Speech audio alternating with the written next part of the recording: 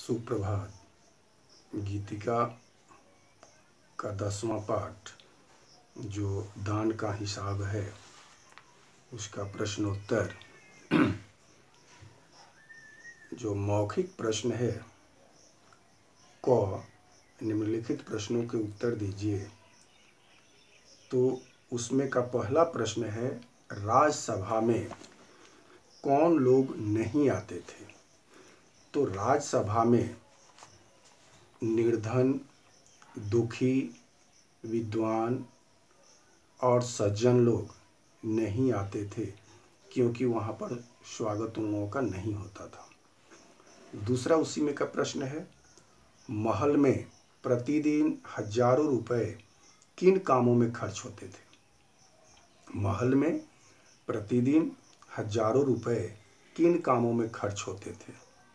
तो महल में प्रतिदिन सुगंधित वस्त्रों, मनोरंजन और महल की सजावट में हजारों रुपए खर्च हो जाते थे। तीसरा प्रश्न है, सन्यासी ने राजा से कितने दिन भिक्षा देने को कहा था? सन्यासी ने राजा से कितने दिन भिक्षा देने को कहा था? तो तीसरे प्रश्न का उत्तर होगा कि सन्यासी ने राजा से 20 दिनों तक भिक्षा देने को कहा था। चौथा प्रश्न, सन्यासी को 20वें दिन कितनी भिक्षा मिलनी थी? सन्यासी को 20वें दिन कितनी भिक्षा मिलनी थी? तो उसका उत्तर होगा, सन्यासी को 20वें दिन 10,48,575 रुपये भिक्षा मिलनी थी। यानी 20वें दिन सन्यासी को 10,48,575 रुपये भिक्षा के रूप में मिलनी थी। पांचवा प्रश्न है, सन्यासी को दान में कुल कितने रुपए मिले थे? सन्यासी को दान में कुल कितने रुपए मिले थे? तो दान में सन्यासी को 50,000 रुपये मिले थे। उसके बाद लिखित प्रश्न है। लिखित प्रश्न में ग है, निम्नलिखित प्रश्नों के उत्तर दीजिए। तो उसमें का पहला प्रश्न है, राजा किसी को भी दान क्यों नहीं देना चाहता था? राजा किसी को भी दान क्यों नहीं देना चाहता था? तो राजा किसी को भी दान देना नहीं चाहता था क्योंकि उसका राजकोष में जितना धन है, राज भंडार में जितना संपत्ति है, वो समाप्त हो जाएगा तो मैं ही दिवालिया हो जाऊंगा। ये राजा की सोच थी, इसलिए राजा ने दान देना नहीं चाहता था। दूसरा प्रश्न, राज्यसभा में सज्जन और विद्वान लोग क्यों नहीं आते थे? राज्यसभा में सज्जन और विद्वान लोग क्यों नहीं आते थे? तो राज्यसभा में सज्जन और विद्वान लोगों का आदर सत्कार नहीं होता था, इसलिए वो लोग नहीं आते थे। राज्यसभा में जिनकी आदर सत्कार नहीं हो पाएगी तो वो लोग क्यों जाएंगे वहाँ पर? तो सज्जन और विद्वान लोग का सत्कार नहीं होता था, इसलिए वो लोग नहीं आते थे। तीसरा प्रश्न है, जब राजा ने अकाल से पीड़ित लोगों की सहायता नहीं की तो राज दरबार में उपस्थित लोगों ने मन में क्या सोचा? यानी वहाँ पर राज दरबार में जितने लोग उपस्थित थे तो अकाल से पीड़ित लोगों को जब राजा ने सहायता नहीं की। तो वो लोग आपस में सोचने लगे। तो उसमें एक व्यक्ति ने कहा कि भगवान की कृपा से आपके राजकोष में लाखों रुपए मौजूद है, जैसे उसमें धन का सागर हो, उसमें से यदि एकाध लोटा ले लेने से महाराज का क्या नुकसान हो जाएगा। चौथा प्रश्न, 4 नंबर प्रश्न जो है, वह सन्यासी ने राजा से सीधे सीधे शब्दों में भिक्षा क्यों नहीं मांग ली थी।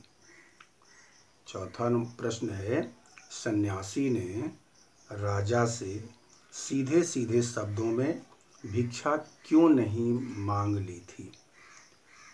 तो सन्यासी यदि राजा से सीधे सीधे शब्दों में भिक्षा मांगता तो राजा भिक्षा देने से इनकार कर देता, दान देने से इनकार कर देता, क्योंकि वो दान देता नहीं था।